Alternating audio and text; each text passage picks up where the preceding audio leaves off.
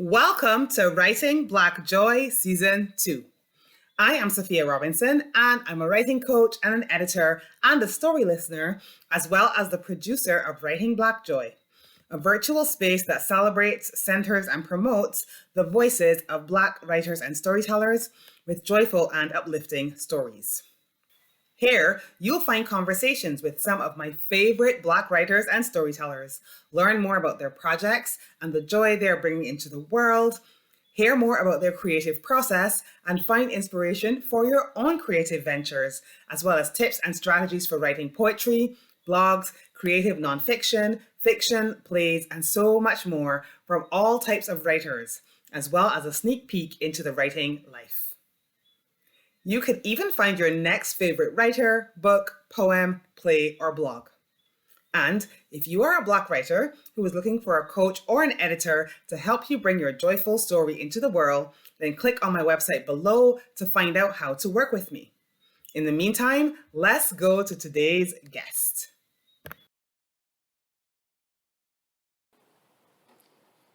Today's guest is Dalia Kinsey. Dalia is a nutritionist, speaker, and author who works at the intersection of holistic wellness and social justice. Dalia and I talk about identities, how we identify, and how the language of identities is personal and changes over time. We talk about health versus healthcare and how our daily experiences and emotions, including joy, impact our health behaviors. Why Dalia wrote a book specifically for BIPOC and LGBTQIA folks, and we'll talk a bit more about those terms at the beginning of the episode. How Dalia worked up the courage to write a book proposal and get a traditional publishing deal. The importance of safe spaces and community, especially if you are a writer, and particularly one who holds one or more identities that have traditionally been marginalized, and so much more. I hope you enjoy this conversation as much as I did.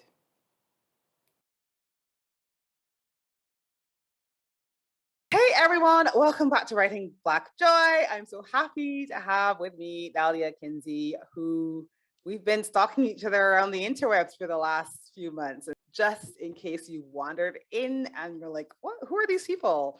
I'm Sophia. I'm the host of Writing Black Joy, where I center and celebrate Black writers with joyful and uplifting stories of all sorts. So we're going to hear a bit about Dalia's in a minute. First, let me tell you a bit about Dalia. So Dalia Kinsey is a registered dietitian, a keynote speaker, and an inclusive wellness coach with years of experience working at the intersection of holistic wellness and social justice in public and private sectors. Dalia rejects diet culture and teaches people to use nutrition as a self-care and personal empowerment tool to counter the damage of systemic oppression. On a mission to amplify the health and happiness of BIPOC and LGBTQIA plus folks, and I'm going to explain that for anybody who doesn't know what that is, Dalia continually creates wellness tools and resources that center the most vulnerable individuals that hold multiple marginalized identities. Dalia's work can be found at www.daliakinsey.com. Obviously, that'll all be in the show notes. And just Dalia, in case I told you, I'm in Barbados. And especially the expression BIPOC, we don't tend to use that here. I know they don't tend to use it. Okay? So I just wanted to break that down for people who don't know. BIPOC is Black, Indigenous, person of color. And so if we use that, that's what we mean. So we are talking about persons who are basically, they're Black, they're Indigenous, they may be a mixed race, they may be from Indian origin, whatever the case may be. That's what I only discovered what that expression, what that sort of acronym. I only discovered what that acronym meant like within the last year or so. So I know a few people who wouldn't know, and of course, LGBTQIA. I'm going to let Dalia tell you what that means. So that's basically queer folks. The term queer, I know, used to have really negative connotations, but a lot of people have taken the term back. So if you're a millennial or younger, you probably think of queer as a neutral term that people use to refer to themselves. So it's lesbian, gay. I feel like I need to see the letters written out to get the order right. That's But it's fine. lesbian folks, gay folks, people who are questioning, people who are intersex, asexual is what the last one is for. I know sometimes people think it's for allied, but it's really for like the agender people, the asexual people. And it's just a massive umbrella for people who are not heterosexual and cisgender. So trans is also one of the letters in there. Perfect. Thanks for explaining that. And you know, it's you talk about taking back the word queer.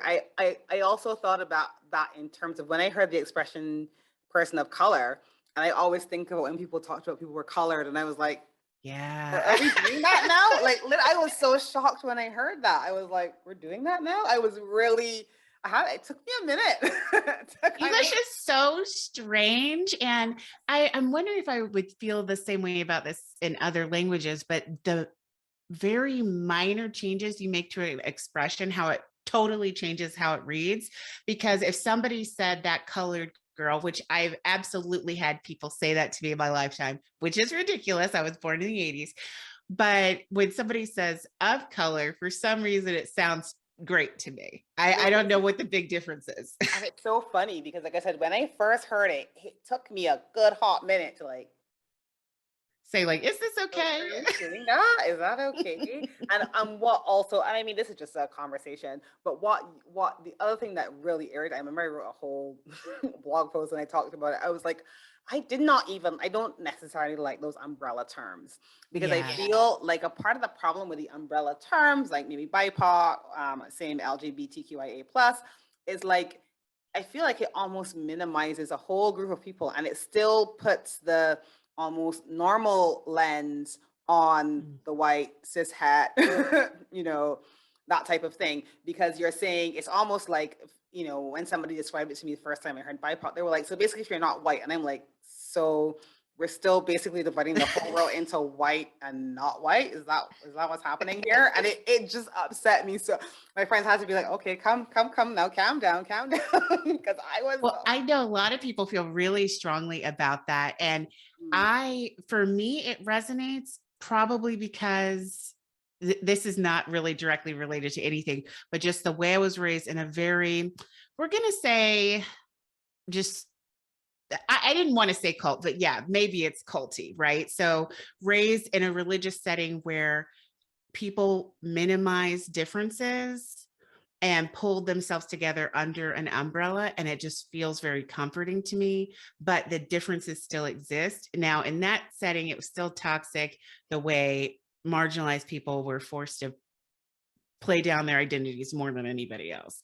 But I like the idea of having maybe more political power too, by being more cohesive. Because when I think about whiteness in the United States, this is not a monolithic group of people. Whiteness is like an invention that is a big old umbrella term for all these people who used to have very distinct cultures. Distinct cultures. I always think there's this book, I have to read it, and I'm going to confess I haven't, but it keeps coming back so much so that it's been on my to read list for years. And it's about the Irish, right? Who used to be a very marginalized group. And it was just a shock to me to find out, like somebody always tells me, like years ago I guess it must have been in the UK, when they'd have those signs that would say no blacks, no Irish, no dogs. And it was like, literally, it was a really derogatory thing. And, you know, it's so funny to me how you have this whole thing, like now you've just they've actually lumped themselves together as well. So I suppose when you think about it that way, I guess I understand it. But I have these friends, group of editors who I'm like giving a shout out to because they've been so amazing at sharing all the episodes, and they like the term people of global majority because that's what we are. Asian people are the biggest group, and then all of the diaspora and African people, we're the second. So people of global majority, and I like that. Makes me feel good. And I'm also, you know, as you said, English is a funny language. Language is funny in itself. And so, you know, I kind of have come to accept the term BIPOC, even though I do still cringe a little bit when I hear it, because I just feel like, oh, you lump it, like you know, I think about, especially, and I guess I always also think about, you know, persons of Indigenous origin within that group. And I'm just like, so they're just going to get gathered up with, like, I don't Well, know. I know some folks are, for that reason, have said that they don't feel like we should lead with Black. But I have to admit that pinched a little. And I was just like, you know what? I'm just going to let people do what's right for them. And I'm going to try not to have an emotional response to this. But in my experience, but of course, this is through a Black person's lens, anti-Blackness is so intense. And all of the communities that we're accepting under this umbrella of BIPOC, that to me, leading with Black felt like the thing to do, because once you do construct anti-Blackness, you're going to make massive amounts of progress for everybody else. But, you know, I haven't lived my life as an Indigenous person. I know that trauma is very different. Yeah. And so I'm like, if it does not resonate for you, then you shouldn't use it. But when you're writing, you know, it's so hard to express yourself in a way that can really be understood and stand the test of time. And there's some things that just, they're going to become dated. And even when I used that, I was like, is it already dated? Because more and more people are like, I don't want to, it doesn't resonate. And then in some English speaking countries, people are not using it at all. Exactly. Yeah. And like I said, I grew up in Barbados. I've lived in the UK. I've lived in other countries. And I never even knew what that expression meant, which is why I said, like, can we just break them down? Because I know I have listeners from all over the world. And I wanted to make sure that people feel included in the conversation. But also, you know, to your point about language standing the test of time. And this is related but unrelated, but, you know, as my sister always says, it's your show. You can do what you want. and I think about, so growing up, we used to read a lot of Enid Blyton books. That's mainly mean nothing to you, because I find people in the US don't tend to know as much about Enid Blyton as they do in the UK, because she's a British writer, it's back in the 40s she was writing, and 1940s, I should say. And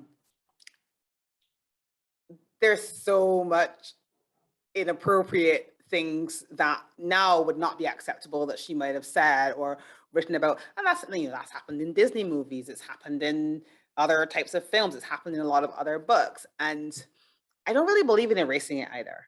I feel like we need to understand what was happening at that time and what was being done. And we can have a discussion about it now to say, well, maybe we don't say that, or maybe we don't use that, and why, and what did it mean, and why did they come up with it? Because as you said, when that expression came out, it was like a real taking back in some ways of some of the terms that had been derogatory, right?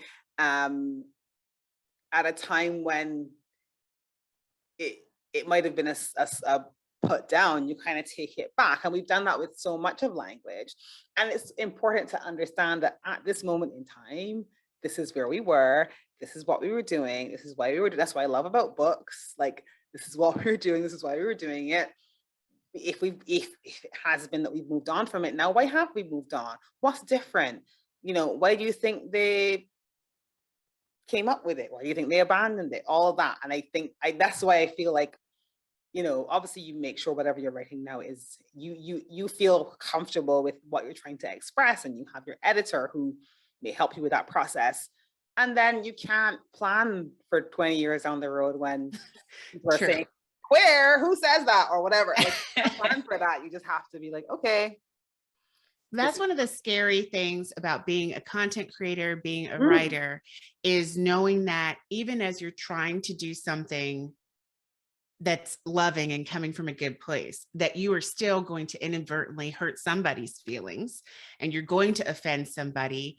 And I don't mind offending the people who are in love with white supremacy, like, be mad, stay mad. But it does worry me when I'm like, man, some of my own target audience is going to be put off. But that's just the thing. You have to accept when you make anything that you can't control other people's experience of it, and that you can't even fully know all of the things that you believe that are connected to how you were raised and what part of the country you were raised in. Because even though defining people as white and not white makes no logical sense and is offensive on, I can see, levels, But because I'm from the Southern United States, that is how things are. That's how things have always been in my lifetime, even when people started denying it. When I was a kid, you still saw signs up for colored water fountains and white water fountains. And when it came to who gets to use which, it was a matter of, what do people clock you as? It doesn't have anything to do with how you're raised, your ethnicity, your actual culture. If you came over here and you were a dark-skinned person who speaks Hindi, then you were at the colored fountain. And maybe your sister was lighter than you, same two parents, she would be told she had to be at the other fountain. It's not right, but who we are is often a product of what systems we've been forced to live with. And it's really hard to filter those out. So I acknowledge in the book that this is through my lens as a Black person from the Southern United States.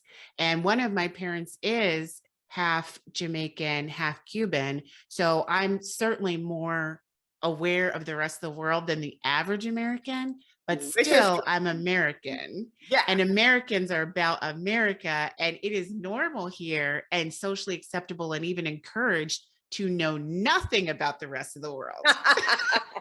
Well, I'm so glad that you stepped out to come and join this Bajan on her world tour through books. I really appreciate you spending some time with me and taking all the detours, because I feel like we're going to go on a few, and I love that. So welcome.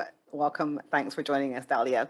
So you just published, I feel like it's been really recent, Decolonizing Wellness. Tell us a bit about the project, what inspired you to write it. You're going to talk about it a little bit, but there are so many things I absolutely loved about it. You're going to hear about those soon, but I'll let Dalia tell you a little bit about the book to start with. So my whole life, I have felt this bubbling up, that people were saying that everything was fine. And it was just clear that Black folks were still being treated totally differently in all settings, but no one was acknowledging it. So even now, people from the audience may know in the United States, there's a lot of debate over whether or not critical race theory needs to be in the public school system. It obviously does. However, when I was in public school, people were basically teaching that slavery wasn't that bad. Literally, those are like the words people would say. Sure. And that it's Northern propaganda that slaves were mistreated, and that the Blacks, as they would say, or the coloreds, okay? And this is ridiculous. They were saying this in the 90s. I just want people to understand that. I'm hurting with this. Versus what people were claiming in the media about how much we'd progressed, it was bananas that in my real life, as a Black child, I was being taught by people that I know protested integration, people that I know actually had contact with relatives that owned Black people. I know that a lot of these people still had people on their property that never left. Not all enslaved people left, right? So if you had nowhere to go, maybe you stayed on the property of the people who used to own you. So you just think about what a disconnect that is between reality versus what everyone is saying is going on, and how much work you have to do as an adult to actually get the right information, to know that these folks committed crimes against humanity. Enslaving people was beyond terrorism, beyond, and people just didn't teach that. So going through that educational system, becoming an adult, really seeing the differences in life expectancy for Black people versus white Americans is like a big old gap. It could be 10 years. Sometimes at different points in my life, it's been like a 20-year gap, but everybody in public health, everybody in the university setting kept saying it was our fault. Oh, people aren't eating right, which is low-key saying if they ate a more assimilated diet, they'd do better. People don't understand what they need to do to take care of themselves, which I heard as Black people are too ignorant to even know what to eat, which is obviously offensive, stupid, and wrong. So going through all of that and seeing where racism was influencing how everyone was approaching Black health really is what led to this book. But then also realizing, of course, a lot of people know this younger, but I didn't really clearly identify as not straight until probably my mid-teens. It just kept getting clearer and clearer and clearer. And living in the South, that is not something people are open to or warm about. And so that was another barrier to being able to accept myself and be able to prioritize my happiness and my own self-care, because you're trained as a person of color, sometimes as a queer person, as a person assigned female at birth, that your needs are just not that crucial, and you're trained to put everybody in front of you, and you're trained to focus on being productive, because that's the one way you show that you have value in a culture that doesn't appreciate any of your marginalized identities. You can't just be a person. You can't just have feelings. You have to prove that you're being of use. And especially in the United States, that's why there's so much stigma around people getting the assistance that they need, because there's all this shame that's put on, I would say, all of the working class, but especially people assigned female at birth and people who are not white, that you must be productive, that's like our job, our responsibility, and that's our only way to be worthy. So working through all of those issues, and like we said before the call, having the experience of having to go into healthcare settings for yourself will really open up your eyes to things that you might have already known, but it becomes front and center. So when I was trying to get treatment for fatigue, my hair suddenly falling out, just a long list of symptoms, it was so hard to get people to get beyond my skin color and my body weight to actually listen to what I was saying and look at the symptoms, that I think I had symptoms of Graves' disease for at least 20 years before I got diagnosed. Yeah. And they let my thyroid get so burned out that I felt like I was at death's door. And I was in my late 20s. And all this time I had insurance, I had access. The story is, oh, Black people are dying at these higher rates because they're just so impoverished. They don't have insurance. They don't go to the doctor. I was going and I wasn't getting the same treatment as everyone else. Yes. So, and on top of that, you are, and this is something that I'm willing for somebody to say to me, that's probably not the correct thing to say, but like, I feel like I worked at, and you and I talked about this as well. I worked in healthcare. I've worked in healthcare for over 20 years. And really and truly, on top of all that, you're educated. That's another people's perception of you. If you don't speak a certain way, here in Barbados we call it the Queen's English. Clearly you're not going to call it that in the US, but like, you understand what I mean. It's like how you speak and how you present yourself and all of those things. Then I feel like that even changes more how you get treated. So I'm like, if you, a person who was educated and, felt like you could advocate for yourself, ask the right questions and all those things, you're still getting that second class treatment, then that's crazy to me. It makes me think, like, what's happening to everybody else who doesn't have those privileges? That's an excellent point, because there are layers. It's funny, people a lot of times they think of privilege as something that always looks exactly the same way, but even that difference, I didn't do anything special. I'm not better than anyone else who hasn't had an opportunity to go to school, that wasn't raised by parents, that taught them to read at an extremely young age. Because a lot of times, if you leave it to the public school system here in the US to teach your kid how to read, that's a mistake. You have to be reading well by third grade or you are screwed, because from there on, everything that you're taught is going to be based on your ability to read for comprehension. But if your parents didn't teach you before you got there, day one at 5 years old, you are behind. And if both of your parents have to work, if one of your parents is deceased, if one of your parents is not in the home, that's not your fault, but it's going to affect you. And I forget sometimes to factor in that the privilege that I've had by chance well, I mean, some of it's my parents intentionally, but I didn't get to pick my parents. They just are my parents. That I do speak the way that I speak. And I've had a high understanding of medical terms from pretty small. And still, it didn't really help that much. But I don't know if I'd even be alive if I didn't have that much access, if I didn't have insurance, if I didn't have jobs that let me leave for as many doctor's appointments as I wanted, because that is not normal in the US. No, it's not. No, it's not. And to have the money to be able to pay for all these visits, that also is not normal. No. So it's really upsetting when you think about how many people are dying so young, because as hard as they're trying, the systems that are there to take care of everybody who's ill don't serve them. So you have to go in and force people and beg people to give you what you need to stay alive. While everyone else is out here saying it's your fault that we're just not trying hard enough. We're not literate enough. We haven't worked hard enough to get beyond, generational poverty. It just isn't true. And so when George Floyd was murdered, that was the catalyst for me, not the fact that he was murdered, because that's normal here in the United States. Sadly, Murdering Black people, that's been par for the course since the inception of this country.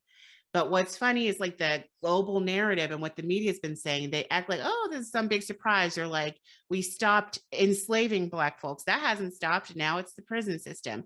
But the narrative is that everything's fine and this is the land of the free. But when that's what you've been told from really small, it only makes sense that you believe it, or at least that you believe it to some extent, until it becomes undeniable that that is not the case. Mm-hmm. But what really got me about his murder was the reaction of the people that I was connected to online. So these were colleagues, some of these were friends, some family, just seeing how everybody wanted to blame him, and seeing how some people just didn't have any opinion at all until there was loss of property. Because when people were demonstrating, some people show up just to riot. They're usually not actually demonstrators. It's just other random people. But to see how people only got upset when like stores started getting burned, but nobody had anything to say when this man was murdered, screaming for his freaking mother. Like, how in the world can you not see the humanity of that person who was so scared they started calling out for their mom? Because that only happens when you're out of your mind with fear, when you call for your mother and you're a grown person. That's what did it for me. That's what pushed me over the edge, because up until then, I was carrying around a lot of fear about speaking out about racism, about homophobia, about being completely out of the closet. I was out of the closet to friends for at least 25 years, but my parents being very conservative, I wasn't feeling ready to be abandoned, or to be told that I was disgusting, or to be told that, well, we understand that maybe you're that way, because people get the vibe, right? When you're a kid, people know before you know. But then when they saw me marry a straight man, they thought, oh, good, we don't have to worry about it. This is never going to be something that's out for everybody to know. Like we can forget about that now. Right. But I don't want to act as though I'm ashamed of who I believe I was born to be. I think there's nothing wrong with me. And I also think understanding that there's nothing wrong with you is a big part of being healthy, being well. That all people ever focus on are the monetizable parts of wellness. People don't focus on the things that are just about you, that you can do alone, that you can do for free. When I say people, I mean like big businesses, or people want to take advantage and, And the reality of it is, big business is business, right? They're there to make money. They're not going to make money on the stuff that's free. But the problem is, and this is something that, as I said, having worked in healthcare for a long time, I can tell you, as I was saying to Dalia earlier, like sometimes I believe healthcare isn't what we think it's for. Which, what I mean to say is that it really is there to treat you when something has gone wrong. There are elements of it that are there for promoting wellness, for promoting health, but a lot of the elements that are there to treat you when things have gone wrong. A lot of the onus on cultivating your own health is going to end up falling into your own hands, because that's not actually necessarily what the majority of the system is there for. Yes, there are preventive things in there. There's screenings. There's, there's dental checkups and cleanings and stuff like that. I'm not saying there's nothing, but I'm saying it's still an industry, and an industry mostly will exist based on what it's going to monetize, right? Mm-hmm. And so what will happen is the kind of promoting your own wellness quite often will fall into your own hands. But also, when you think about wellness, it is often based on the decisions you make every day, and not on the thing the doctor does once every few months, right? It is often based on your daily decisions, and nobody tells you that, right? Yeah. So I love that. A lot of people don't actually know this, but I actually wrote a book about wellness a little while ago. Nobody's read it because I didn't. You didn't let anyone know. I didn't let anybody know. But when I was doing the reading and the research for that book, it was just interesting to me, how I think people only think about their health sometimes when it's gone, or when they're ill, or when they turn up at the doctor, or whatever the case may be, when a lot of it is built every day, every moment, by the decisions that you make. That is a fact, because I know I wasn't thinking about my health until I started having all those awful symptoms. I never thought about having a full head of hair until my hair started falling out. I mean, this is just human nature. And it is the reality. And I'm not trying to blame people or anything like that, but I'm just saying that I feel like it's not necessarily the focus of the system to give you that information. But the problem is those everyday decisions are then also influenced by, you talked in your book about different things. You talked about microaggressions. You talked about, systemic influences, all of those things. Those are the things that influence you daily and influence those daily decisions. And so at the end of the day, that's part of the reason why your health is going to be affected in different ways, depending on how that system falls on you. Yeah. And I think the beauty of acknowledging the reality of our situation, that some things are beyond our control, not our fault. You don't get to pick what country you're going to be born into, and you don't get to pick how that country is going to treat you and what type of influence it's going to have on your well-being. But if somebody would tell you, hey, it is what it is. However, there are things we can do to protect ourselves. Community is crucial. Having someone you can confide in, prioritizing joy, prioritizing laughter. I've never been at a doctor's appointment where anyone advised me to make sure I was having fun or laughing with friends, a couple of times a week, because the focus is so heavy on productivity in capitalist societies, for the working class anyway. Other people can focus on enrichment if you're born into wealth. The rest of us are supposed to be productive all the time. But being aware that it is just as important that you have a safe place to live and people you can talk to that make you feel like you're fully seen and understood, as it is to eat vegetables. That's information that people are missing. And to know that, let's say you're not doing everything perfect that's on your list of things you wanted to change at the start of the year. But did you laugh today? Did you feel loved today? Did you get a hug today? If that's something you like. Not all of us are into hugs. But did you? But I know, I feel you. I totally feel you. And that was one thing the huggers have struggled. Like, no, hugs. I struggle. I love myself some hugs. Yeah. And that's another thing. Like, it's such a good point you made, that we don't realize some things are so crucial to us until they're not there. Yeah. Because I don't think a lot of people knew how devastated they would be by not being able to physically touch other people. Yeah. And I didn't realize that I'm an introvert and I've never been a hugger, but I was raised around huggers. So I've learned to go with the flow. Oh. And I will say, though, I did not miss the hugs, but what I didn't know I would miss was sunlight, because I have stayed home so much trying to avoid social situations, trying to socially distance. I didn't know how important the outdoors were to me. Mm-hmm. It got so pitiful. There were points where I would just go outside and lay in the lawn. That's how pitiful it was. That's how much I needed to be outside. Yeah, it's so interesting. And I think, like you said, I think it's natural that you don't know what's missing until it's gone. I'm not, I wasn't saying that to be disparaging. It's reality, but unfortunately, as you said, it's not necessarily the focus, I think, of healthcare. And I think when I was doing that research, it was like that element of wellness that includes your mental health, right? That includes your social health, that includes your self-acceptance, that includes, having good relationships. And, there's a book that I read a while ago called Lost Connections by Johann Hari. And he talks about mental health as, and poor mental health as losing your connection. And he talks about losing your connection with meaningful work, losing your connection with the outdoors, losing your connection with relationships that matter, losing your connection with yourself, right? That self-acceptance, that self. So to me, it's forgetting that those things, as you said, are as important as eating your vegetables and eating your fruit and drinking your water. Yes, okay.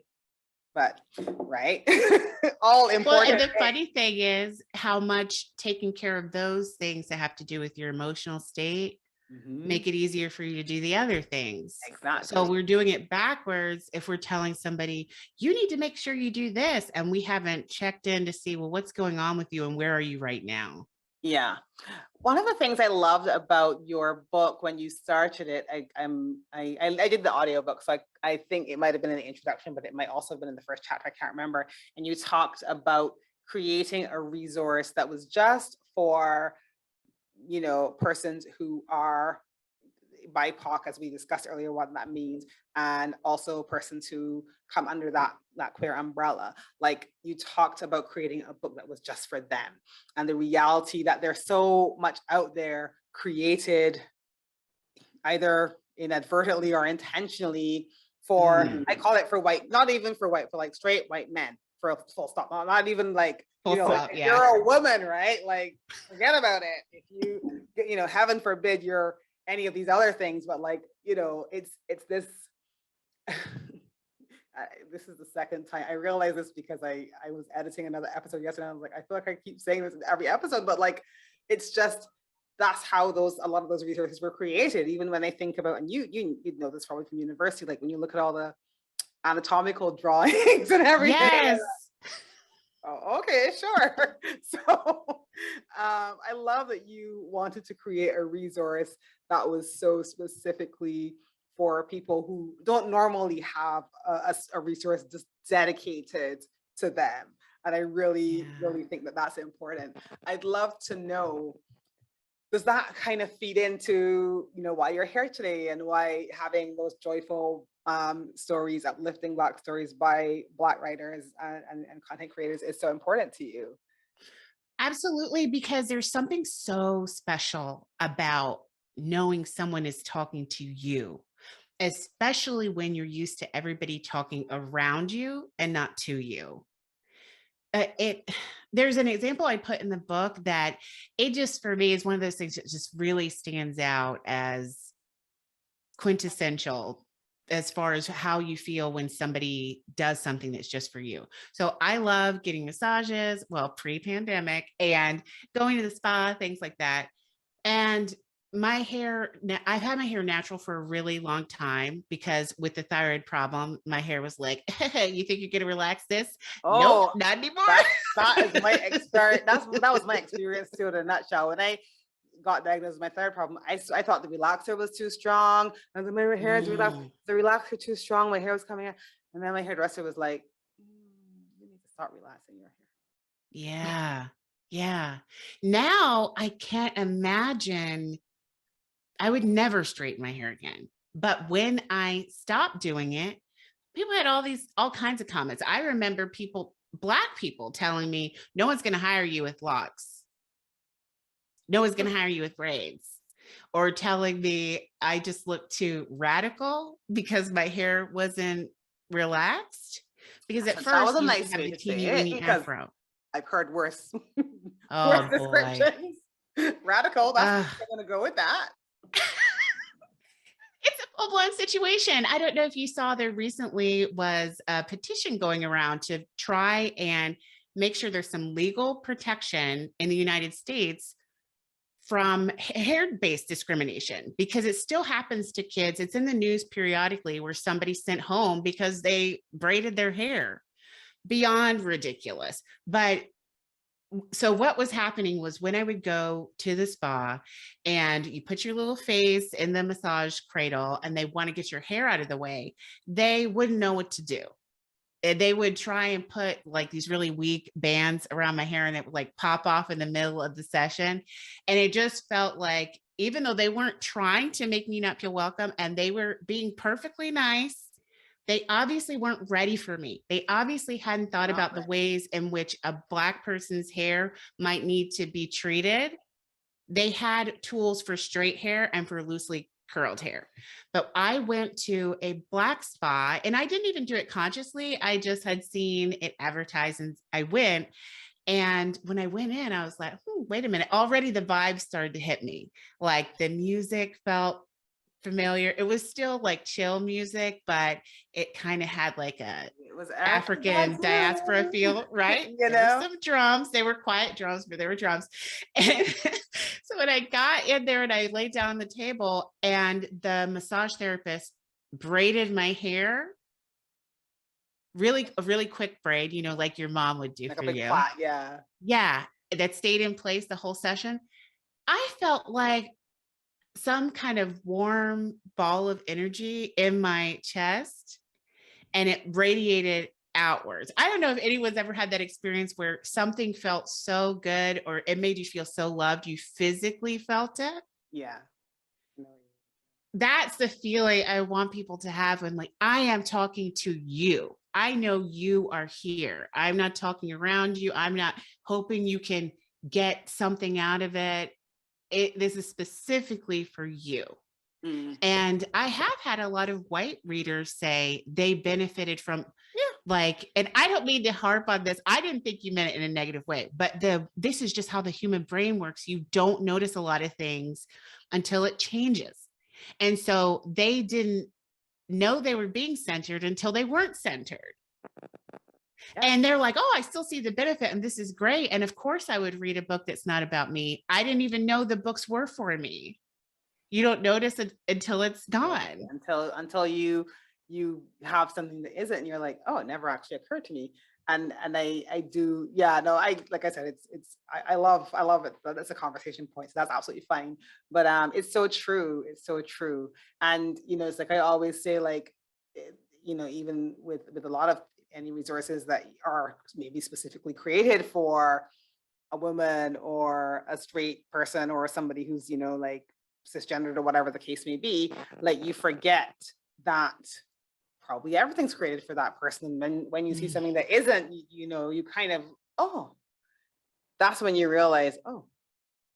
Yeah. And you realize what you were missing. I remember as a kid, I discovered Mildred D. Taylor. I don't know if she was really popular other places, but she had a lot of books. They were all about Black people, and they were written on a level that was appropriate or readable for elementary school students. These days, based on what people are saying in the news, I'm sure people would claim it was not appropriate.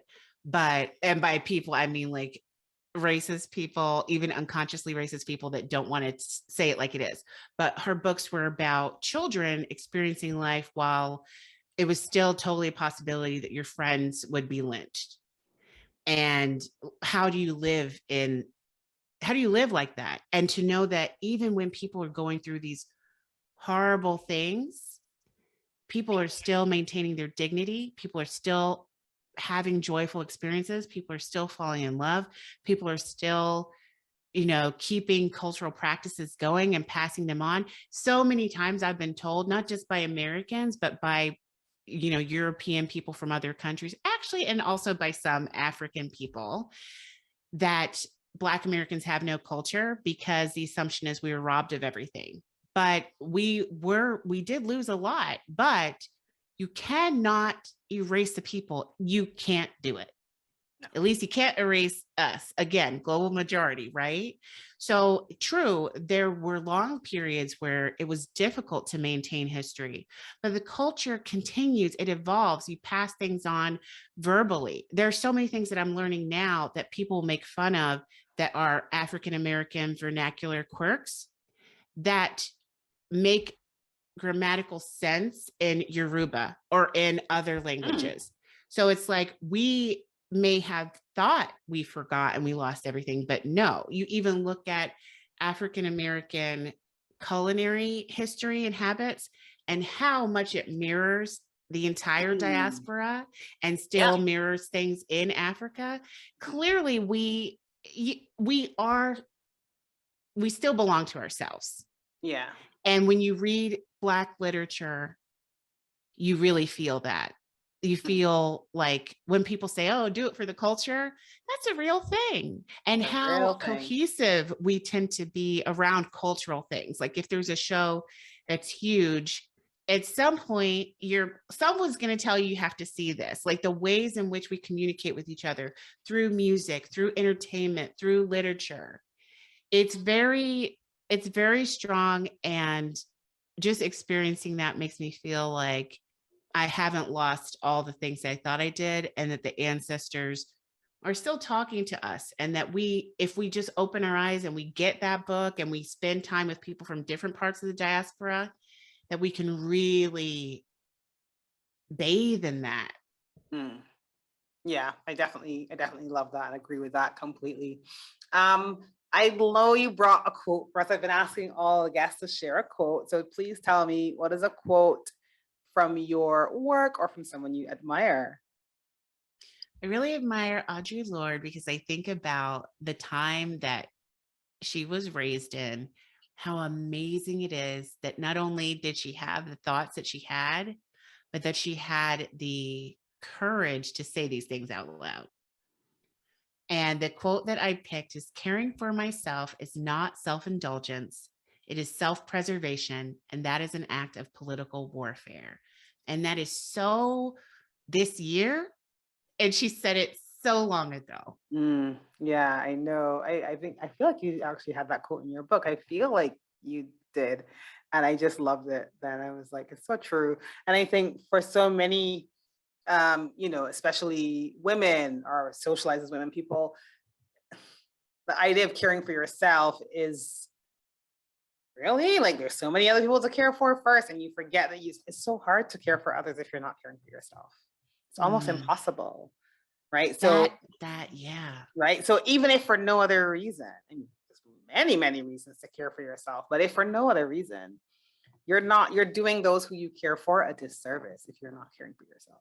If that's going to motivate you, then let's go with that. Yes, we'll do whatever we have to do to let's go with that. Taking care of yourself. I don't think that you should need all that, but if that's what you need, just remember that too, right? So that is the truth. I absolutely love that quote so much. Now, I'd love to talk a bit about, because I have so many people who listen and who watch who are writers, aspiring writers, storytellers. I'd love to talk a little bit about the writing process. And I know you and I were talking about this before we hit record, that you worked with a publishing company. And so I'd love to know a bit about that process as well. So let's just dig into that a bit and tell me, how long did it take you to write the book? You talked about 2020 and George Floyd. So is that when you started writing it? Did you start with their proposal? Like, I want to know all the things. Tell me about it. So I did start in 2020. I started during the pandemic, and I felt like I didn't know where to start exactly with even writing a book. So I had wanted to write a book probably since childhood, but it was just one of those things that I'm like, I want it, but it's never going to happen, I kind of thought. So I started looking around when I was feeling inspired, and it's so random. I don't even know how I found her, but I was Googling around and I thought, I probably want guidance from another person who has similar lived experience, or who will at least vibe, right? And I found someone named Jessie Vega, who, it was on one of those really old looking sites that still have like green and black type, So, and it just said, do you know her? When I said earlier, shout out to the group of editors who shares the work, the person who started that group is Jessie Vega. Oh, out of nowhere she Love came, right? Jessie. Oh, so So good. happy. Her work is focused on helping people of color get their stories out into the world. And somewhere on this random site, it mentioned editors, and it just had a tiny little sentence that said something about people of color. I don't even know, but it said something that sounded brown. And I was like, let me Google this person's name.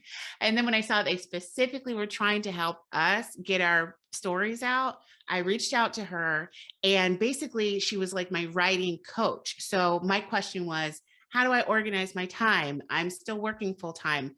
When do I write? Should I think words a day? Should I think about how many pages I want to get out? Am I doing a whole chapter? Do my thoughts have to be in order? What do I need to do? And Jessie's so good about letting people know there's no right way. And then she also gives you, though, a lot of different ways she's seen people do it. And what she did was she would say, let's experiment with this for a week or so, and let's see how you feel. So try words a day. Did that feel right? No, it did not. And try just getting all of your thoughts out. So she gave me different approaches she's seen work for different people until I found what worked for me. And what I actually ended up doing in 2020, I was doing massive voice notes. So I thought about, what are all the questions I want to answer for my readers? What are all the questions that if I would have had answered for me would have saved me like so much time and stress on trying to accept myself and get back into my body? So I had the questions in mind that I wanted to answer. And then I would ask myself that question, and then I would just talk like I was talking to somebody I wish would read it. And Jessie went so far as she created a meditation for me, or visualization, where I thought about, oh, this is a year to the future, whatever. Somebody walks into the store, they pick up your book. What does it look like? What does it feel like? What are they wearing? What are they thinking when they pick it up? And these got to be really tangible visualizations. And even though who I thought I was writing for ended up shifting, at first I was thinking it was a very young person, because the assumption is the young people are the ones that need all this help and guidance, when a lot of us old folks still need a lot of help and guidance, Yeah, right? but we're beyond help, right? Let's help the young people, right? I did not. That was a sarcastic comment, like, to anybody who doesn't know me. I ended up thinking more about people who are different ages at different points that just haven't heard yet, that nobody's told them, like, you are valuable and there's nothing wrong with you. All the stress and anxiety that you're experiencing, this is a result of these systems that we're having you live with. And your reaction is a human reaction, and it's fine. And we can work through it. And we are so resilient. We don't have to be strong, but we are. That we also need to look at the ways that we can really shower ourselves with love and prioritize joy, even though people aren't going to tell us to prioritize joy. You do, but like, who else does, right? Who else is focusing on that? Even when you look at the stories that people like to focus on, the Black stories, they're all tragic stories.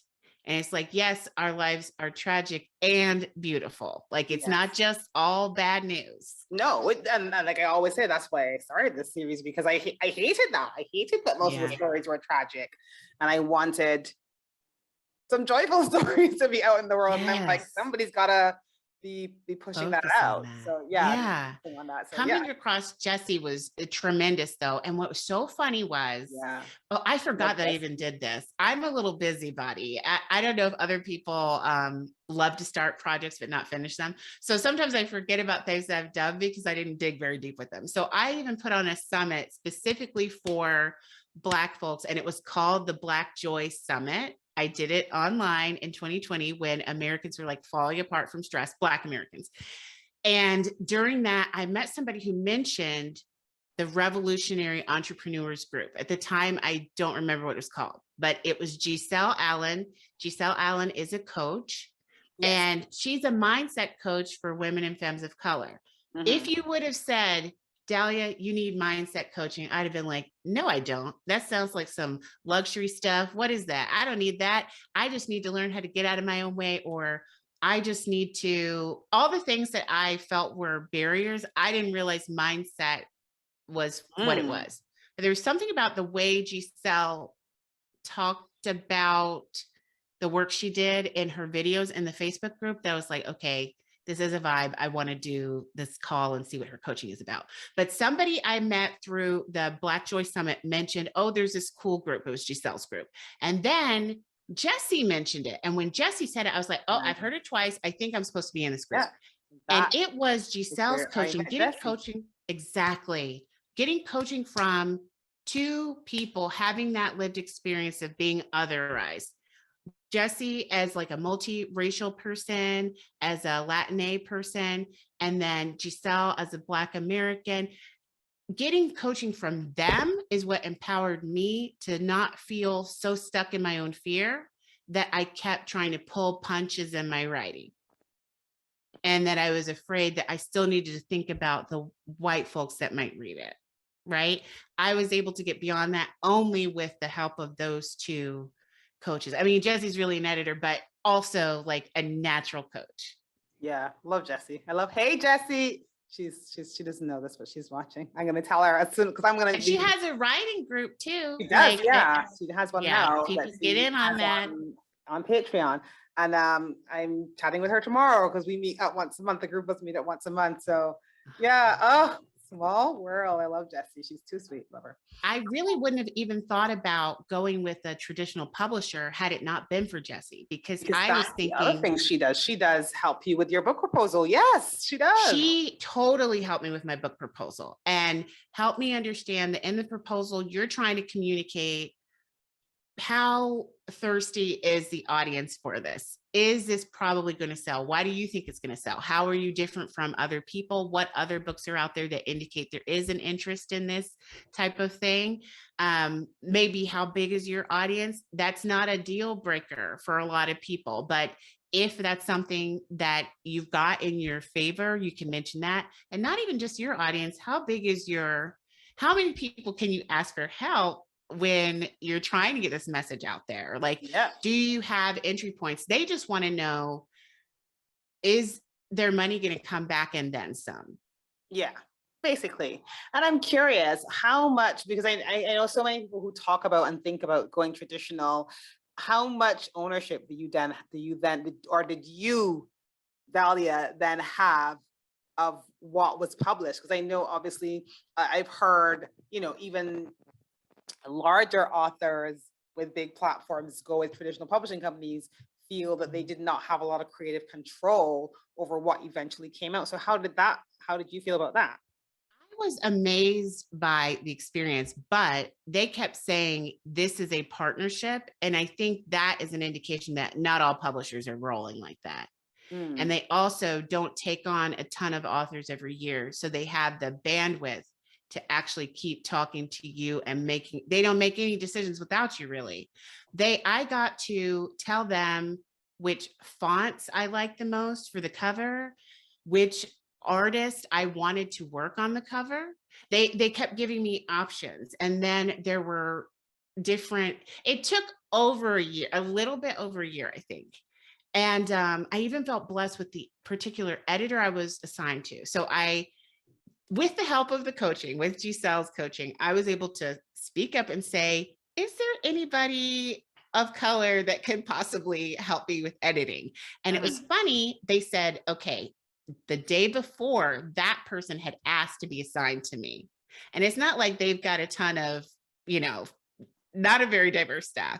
They're very, very nice. And I'm sure they wanted diverse staff. At least that's the vibe I got, but they just didn't really have it. But the person who first noticed the book was one of their Black editors. And the person who got assigned to me she was perfectly aligned with the message. So I started to feel like someone or something is conspiring to make this book come out. Like the way everything just kept leading and leading and leading, like stumbling across Jessie pointing me to Giselle, Jessie telling me, hey, I just, took another workshop on writing proposals. And I really feel like this book could be accepted by a traditional publisher. Are you sure you don't want to pitch it? And I was like, well, I don't think anybody's gonna take it, but I guess. And she totally held my hand through that whole process. I could do it now, but before I would not have had any idea of what to do. And I feel like the difference that some of these coaches and like people like you and other people are making out there is not everybody has access to a network that can show them how to do everything. You know, that's kind of usually a person of privilege type of thing. So when we know something and we share it with others, we're out here changing lives, because had Jesse not told me that and helped me, I would not have even tried. And now look, you got the proposal, you did it. It actually got picked up by the publisher, and you were able to produce this amazing book, an audiobook, which is just, I mean, like, I have so many more questions. I even got to pick the voiceover artists, like they were different actors, and I got to say, oh, I want it to be, I felt in my heart, I wanted to be a Black person. I wanted it to be a femme person, just because I don't know if it's the same in other countries, but like the sexism in the Black American community is so intense. I'm always looking to uplift Black femme voices. Yes. And even though I don't actually use pronouns, and I've always leaned mask of center, but the experience of being a Black person assigned female at birth is so unique. If a Black woman calls me sis, I don't mind, right? Because the experience that we've had is just so that shared experience, unique. Yes. You know, everybody likes to give us grief. It's a whole thing, but there's so many awesome things about being able to be part of this group of people as a Black femme presenting person, that I knew that was the type of voice I wanted. Some of the other voices also were very tempting, but I didn't go with, there were some UK accents in there, and I was just like, well, it doesn't sound like me. So I felt so included in all of the decisions that they made. And some of the stuff I was like, wow, this is beyond my wildest dreams, because I started to think, when you look at your earning potential, self-publishing looked very attractive to me. Yeah. But then this particular publisher, I felt like the amount of work they have done on this project with me, there's no way I could have done it alone. I would not have probably hired a graphic designer. I would not have thought about like hiring someone who specifically does fonts. I would not have had 3 editors going over my stuff. I inevitably would have had errors, which, you know how when you read, your brain skips over the errors anyway. That's certainly not the end of the world. Actually, why you hire an editor, because you can see what you see is what's the correct thing. Your brain just translate, like, oh yeah, it skips over the errors and whatever. It's so true. It's so true. And you literally can't see it until it's like you paid to have it printed. Then you're like, I see it now. Oh yeah. And what about, did you have an agent? I didn't. And my understanding is an agent can probably get you better deals, maybe more competitive deals. But when I Googled around, like, what is normal for advance for somebody no one's ever heard of, like myself, I did great.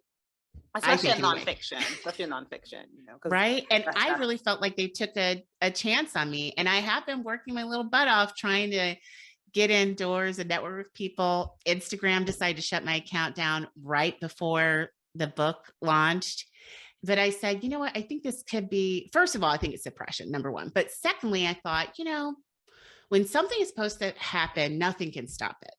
Yeah. And Black people are so used to just making it happen anyway, that I feel like I have so many resources to pull on that I didn't even realize. Because you see other people saying in business, and you probably see it a lot in podcasting, people pitching you who've never listened to your show and don't know anything about it. Yeah. And so, yeah, I have anyway, that's a whole separate conversation. We can talk about that. You know, naturally, it's a cultural thing for us to connect with people in a genuine way, and for us not to bother talking to people we don't want to talk to. Like, that's such a normal cultural thing.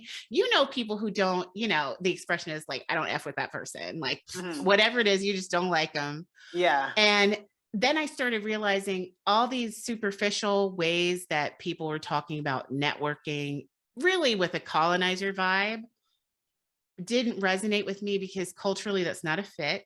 Like, we're big on saying what you mean and meaning what you say.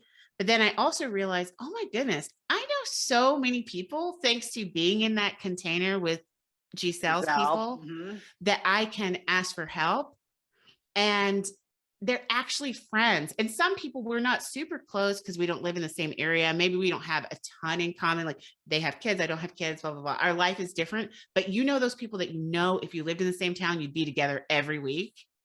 You definitely like each other. And if they asked me for anything, I know I would do it. So I didn't even realize how much just literally being myself and having that experience as like a person who has chosen family. You know, Black Americans a lot will say they have play cousins, but that concept of treating people who are not blood relatives as family, you see it throughout the diaspora. This is just what we do. Oh yeah.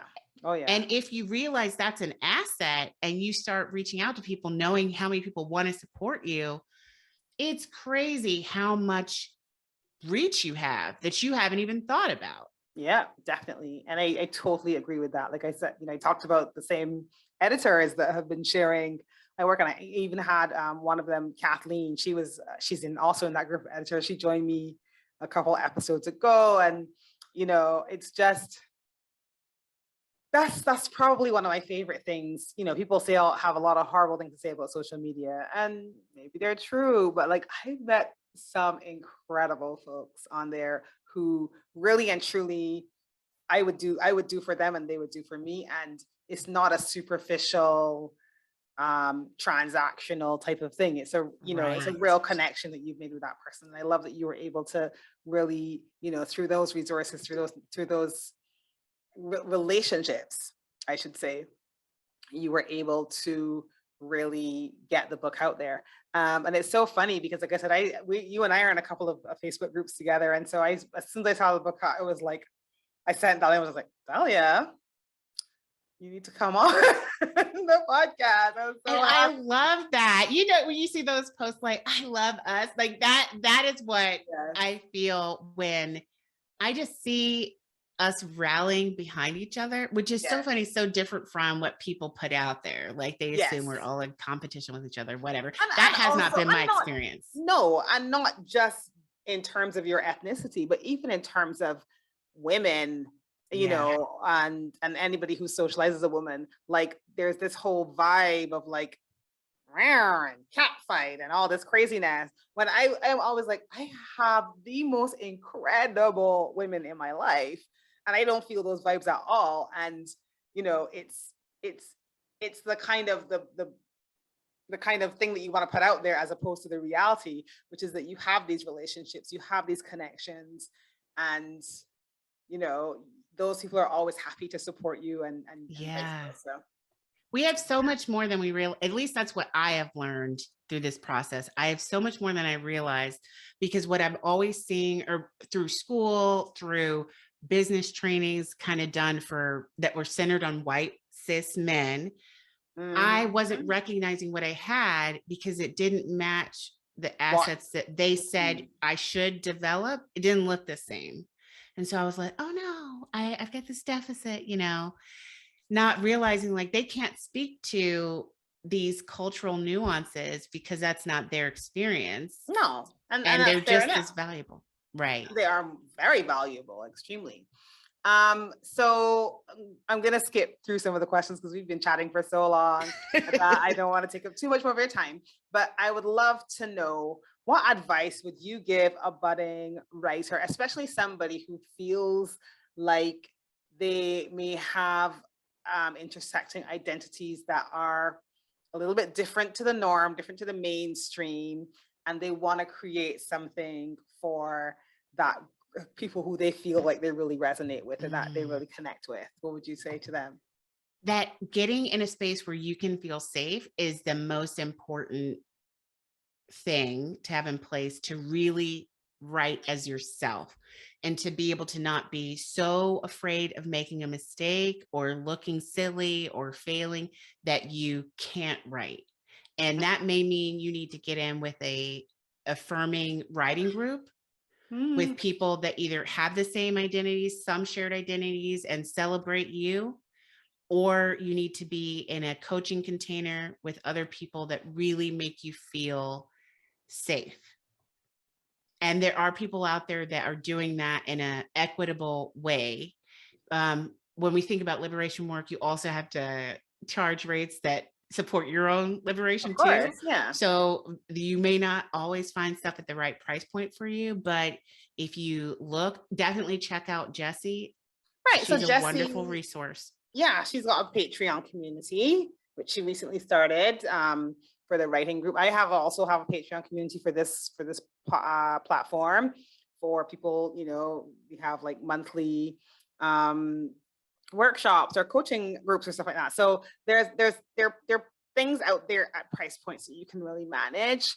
And there's also something out there like what you would have had with Jessie or what I've had with some of my clients, like that one-on-one, where that person can really devote that time to you if you have that resource. So it's about looking for the resource that really, and then there are free writing groups out there that you can just have that sort of connection with, and maybe you can find an accountability partner that is willing to write with you. So there are lots of different options out there, but I love that sort of real at the heart of like finding a safe community to write in. I love that. That's one of my Because that's been so helpful to me. Also, when you're with people like that, like you with your coaching experience, this is something that you get with a good coach. They will not make your way wrong. They will help you find your way. They're not going to give you like, here's a one size fits all template. They're going to help you find your way. And I was talking to someone who every time I talk to this person, they say like stuff that I feel like I need to write down. And someone has approached them with a book deal and they said, no, I don't think I can do it. I'm afraid of it because of their dyslexia. And I'm like, there is a way for everybody, but your way might be different. I'm like, you could record it. Somebody can transcribe it. And there is a way. I'm going to tell you, by the time this goes live, everyone would have heard my interview with my friend Gary Ware. And he has ADHD. He has, believe he's dyslexic as well. And he talks about how he wrote his book, even with those sort of challenges, quote unquote, how he actually was able to do it. And so it is possible. It's definitely possible. And I was so happy that he was able to tell us how he did it. And that's exactly how he did it. He did a collaborative writing with an editor, you know, different things. Go back and find Gary's episode if you want to hear how he did it. But there is a way. There's always a way. If you want to write a book, there is always a way. Yeah. And I love that you're sharing that resource because, you know, not everybody is going to know where to look. So you're putting examples in front of people of what you can do and all the different ways you can do it. Yeah. And there are so many different ways to do it. And I really feel like, and one thing I will say, because I'm in a couple of writing groups, and I remember a while ago, this thing came up about people that have ghostwriters or whatever. And you know what? Every space is not safe. Every space is not for you. Every space is not encouraging. Always remember that, right? Just because it may be, oh, it's a, you know, I'm from the Caribbean, it may be a Caribbean group, or it may be a group of, you know, people who are non-binary, whatever the case may be. Every space is not going to be encouraging and uplifting and safe. And the key is to keep trying until you find that space. Keep trying until you find that space, because then you will be surprised at how much further you will go with that boost, with that accountability, with that, you know, somebody really kind of like boosting you up and really encouraging you and keeping you going. Yeah, it's amazing what community does. It constantly blows my mind because I feel like I've grown more in the last 2 years than the last 10. Yeah, I love that so much. And yeah, so I'm gonna quickly ask my last wrap-up question, which I love conversation. Like, what do you like to read or listen to or watch? I am obsessed with Samantha Irby. She is so funny to me. She's so funny. And her personal essays, I think the book, We're Never Gonna Talk in Real Life, I think I've read it like 3 times, and every time it's just so funny. And I love how real it is. And so the difficult moments are there and the humor is there. And I just like the balance that nothing is 100% tragic ever. Nope. And there's always joyful spots. So that just, I really love that. And then I've been listening to more sci-fi or speculative fiction from Black writers. There's so much to dig into. And I love Jordan Peele. I know some of his stuff has been like maybe a little cheesy, but I thought that was on purpose with some of those horror films. But I could not get over how much I loved, what was the name of the series? I literally just forgot it. It was a sci-fi series. It was on HBO and it was so Black. It was so good. I'm sure everybody knows what I'm talking about. Yeah. If you remember the name, Dalia, just let me know. And I'm just going to put it in the show notes because I've been putting the different books and stuff that people have been talking about in the show notes. So if you eventually remember it and tell me, I'll put it in the show notes. If you, by the time you see this episode, hopefully you can look in the show notes and see what it is. If you didn't. Yes, forgive my brain. Oh, Lovecraft Country. That's what it was. Lovecraft Country. Okay. Oh my goodness. I loved it. I mean, I've read mixed reviews, but that's the whole thing with reviews. And that's a reminder for all creatives, you know, every pot has its cover. Sometimes your work isn't for everybody, but to me, that show was just life-giving because of the way it brought in historical things that I'd always known about, but never heard acknowledged on that type of level.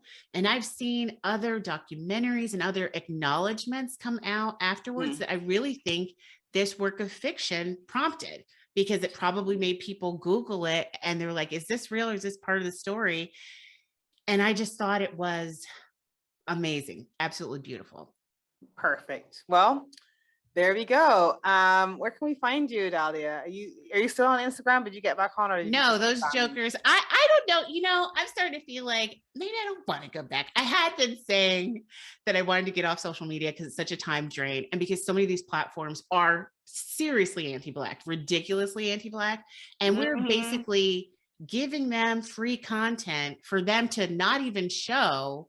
I don't know, it just kind of feels like throwing pearls before swine, which might be a little dramatic, but that's, you know, I got sassy once I got kicked off. Then I got more strong on being anti-social media. Absolutely fine. So the best place to find me is going to be daliakinsey.com. And I'm going to start writing on Medium. So please look for me on Medium and follow me there. Sure. And if Dalia has started doing that by the time this episode comes out, the link is actually going to be in the show notes, because just before I bring it out, I'm just going to, you know, give you a shout and be like, you got that Medium link for me? And I'll drop it in the show notes. So thank you. No problem. Keep me together. I will definitely keep you together for sure. So thank you so much for joining me, Dalia. This conversation is so much fun. It could have been so much longer. It still could be so much longer because I have so many questions. And I've said this to every guest I have, like, I think I'm gonna have you back. I've decided I'm gonna have a whole other season, which is just like all my guests coming back, because everybody's so I love awesome. that idea. And so we will talk again. So thank you so much for having me. No problem. And everybody out there, happy reading. Go and get Dalia's book. Happy reading. Bye. Thank you for joining us today. You can find out more about our guests in the notes below, and don't forget to hit subscribe to our channel so that you don't miss new episodes when they drop. And if this has inspired you to get your own writing project into the world, click on my website below and learn how you can work with me as a writing coach or an editor. Until next time, I send you big love from a small island.